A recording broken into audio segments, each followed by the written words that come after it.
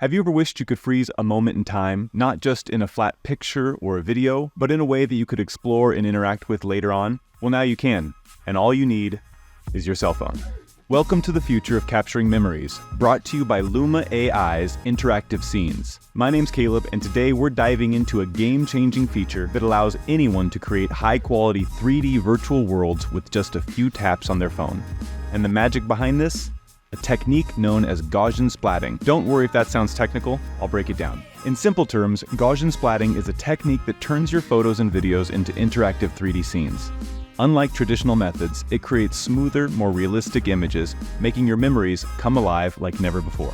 So first, let's take a look at Luma AI on the iPhone. When we first jump in, we're going to see an interactive scene right away on the top. And although it looks like a video, we can actually put our thumb on it and start moving it around because, as it says, it is an interactive scene, available for everyone. Underneath that, we have featured scenes that are from other people that have uploaded public scenes, which allows them to be seen by everyone. And if I click on this one right here, it'll jump right in and start to load right there for me. So let's jump back. I want to go into my library, which is on the bottom right. I click into my library, and I'm able to see a whole bunch of scenes that I've created at a previous time. And if I jump in there, for example, right now, you're going to be able to see this Halloween ghoul come to life in front of our eyes. This was something that took me just a few seconds to capture from a few different angles, and now I'm able to instantly put my fingers on the screen, move around, and actually see things from a different perspective from when I was there.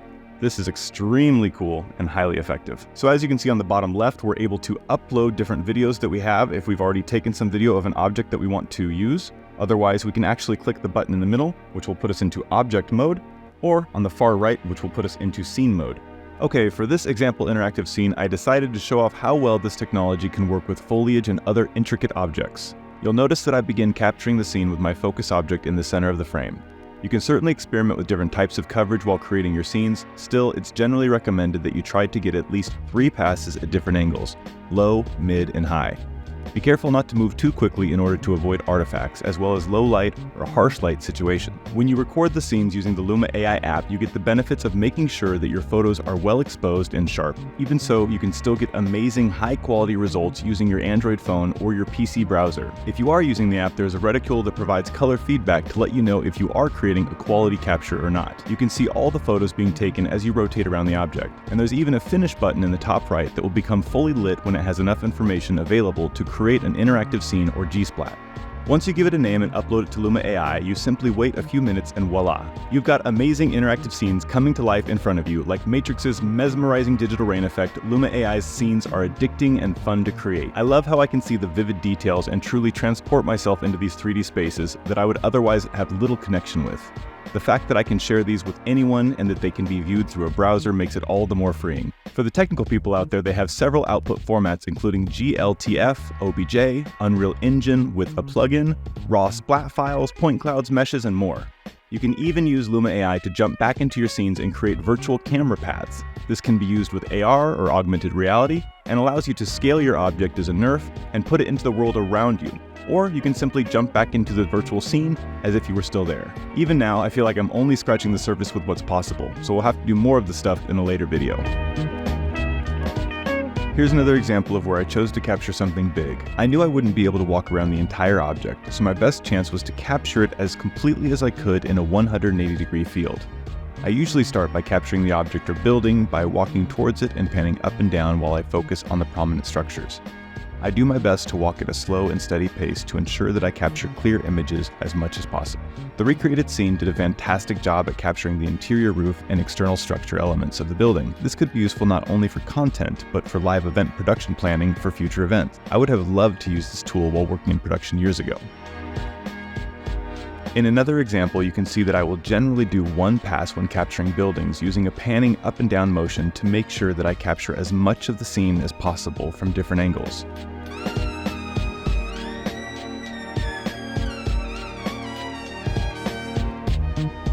And one more time, here I did just one pass so that I could show you what the results can be like. Simply astounding. Every business should be embedding these onto their websites ASAP. The applications for this app are vast. Whether you're a 3D modeler, developer, artist, or someone who just loves capturing moments, this tool opens up a world of possibilities. From creating interactive digital art to virtual tours, the sky is the limit. So let's say you're at the store and you want to buy something and you want to show it off, but you know that an image is just not going to capture exactly how cool this item is. So I was at the store and I saw this little house and I thought, hey, what a cool little example I could show off right here. So rather than just take an image, I made an interactive scene using Luma AI, and I was able to now fly around this little image and show off exactly what it looks like, the size of it, and exactly what you're going to get for your money. And I can send this to anyone using a link from the browser. This works for a whole bunch of applications. And while I was at the store, I was able to get a whole bunch of cool different Gaussian splats. Right here, there's a snowman and it's see-through. And as you can see, as I fly around, you're able to see the store behind him and the objects through him. And I think this is one of the coolest things about interactive scenes or Gsplats. It's just the ability to actually interactively move around and see that scene, and it really connects you with it in ways that you otherwise wouldn't feel. Another thing that makes this technology so amazing is its versatility, its ability to be used in so many different ways. Again, when you're using an Android phone, you would simply just walk around the object in a 360 manner, trying to get all angles as much as possible. And then when you're done, you would just upload that in the browser to the capture scene, and it will just render and take about 30 minutes to give you an output. And from that point, you can view it in the browser from your phone without ever having to go into a computer. It's amazing, simple, and it's super easy to do. Of course, that means you can do it from your PC as well. Even if you don't want to use your cell phone, you can take pictures from your drone or pictures from your high-quality camera, and you can upload them into Luma AI via the browser. All right, and as you can see, I have a bunch of them in here right now, and what's really cool is I can simply just drag my mouse over the top of them, and you can kind of start to see as the camera rotates around and gives you an idea of what you're actually looking at. You can see I've got my desk area, my space. I even tested it with taking some drone footage that I found on YouTube, for example, from somebody else's footage, and was able to recreate their 360 spot with this water tower. When I walked to the store, I took my son, was able to create some stuff with him, and the list goes on and on and on. I was even able to take pictures from old Gaussian splats that I had created using my software on the PC, and put them into this software to recreate them and look at them with Luma AI software to see the differences. I can honestly say that when it came to recreating my son in the yard as well as recreating Gillian in the middle of the road, it was actually sharper looking and better quality when I ran it through Luma AI from when I was doing it previously on my computer. I know I don't have time to go over all of them, but I want to show you how amazing and how realistic some of these interactive scenes can look. With this one, I walked around using the iPhone, just taking some quick video. I did 2 passes around it very quickly, and I was able to come up with this realistic looking Caterpillar D8N right there. Same thing with the MetaQuest right here. This was taken with the cell phone just very quickly. I did 2 passes around the object, and I was able to come up with this. Again, the Ghoul at Sam's Club. Yeah, the Ghoul at Sam's Club. This was 2 or 3 maybe quick up and downs with the camera in probably about 15-20 seconds. I was able to get that.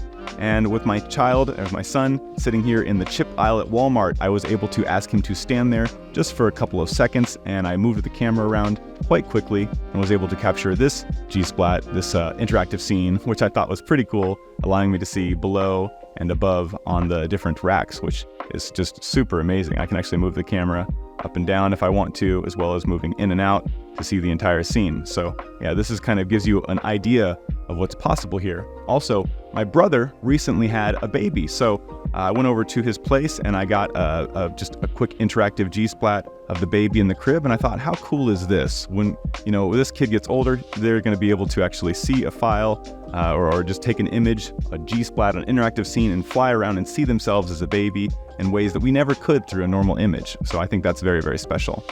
Next, we had some tests with people. And the people tests were quite different. Let me jump and see some other ones here. Where are we? Sonic Kid, yeah. I wanted to show off my kid's Sonic outfit, so I tried to do one quite quickly. This was definitely not well lit enough, and he moved, so it kind of is a bit blurry, but still shows off a little bit of what you can see right there. Here we have the Gillian Gsplat that we recorded in about 10 seconds, just moving the phone right around her in a circular pattern. It was able to create this kind of a scene, considering I did not, as I said, spend any time on this. I just took the phone and I went whoop like that and was able to just get this really, really cool quick scene. So yeah, and she then of course tried to do the same thing to me. It was able to come up with some pretty cool stuff here. I mean, you're able to see, and without these little artifacts there, which we can clean up with some other software, it still allows me to do some really, really cool things here. Wow. All right, yeah, that's super cool. I mean, come on, it's really weird, but this was just with about 5 seconds of recording. All she did was take the camera and move it up and down, and it was able to create an image that shows underneath and a little bit, but not really anything on the sides because we didn't move the camera on the sides. So even with some basic video tests, it was able to do some really creative, cool things. As I also mentioned, you can pretty much use any point of interest drone footage of an object and be able to recreate that area and see it for yourself. As you can see, these cool mining machinery pieces are right here, and as I zoom out, I'm able to actually go back here and get this angle on these caterpillars or these land movers right here in the distance. It's just really incredible how much detail you can actually get from this and how useful this can really be for you. Here's a random knife case in the middle of a general store in Wyoming. I mean, I just walked by it and I thought, hey, that would be a cool one to test out with the reflections. I spent about 15 seconds recording it and I was able to get something that looked just like this. I can now go back and look at all of the cool items that are in here. I can see them from different angles, and it's truly, truly incredible the different abilities that I'm going to be able to use and have with this software. Oh, that's right, I also made an interactive scene of the outside of the store because it's just that easy. I pulled out my cell phone and I walked around it. I did one pass from left to right. I did not do two, I just did one pass, walking from left to right around the building, and then once I got over here, I stopped right over here and I hit upload, and about 20 minutes later, I got this amazing, cool Gsplat or interactive scene that I can now remember and keep with me forever. So yeah, there we go. In Tensler, Wyoming, we got this Dirty Sally's General Store. And as I'm showing you in the B-roll, there were so many different incredible scenes that I was able to come up with. I got a lot of my best scenes while I was riding my bike around Clearwater the other day because of the lighting. You have to make sure that you have good lighting to make good quality interactive scenes, or at the very least, not a lot of artifacts or slow movements or blurry pictures. There are definitely a lot of techniques that I still need to learn to make myself become better at this. What's truly amazing is how easy it is to use this technology and how quickly it's advancing. There's no doubt there's a lot of opportunity for tools and things to exist to help us in the future, and I'm looking forward to those as they evolve. Station Square Park! All right. Look at that fountain. Look at that fountain. Hey, Julianna. All right.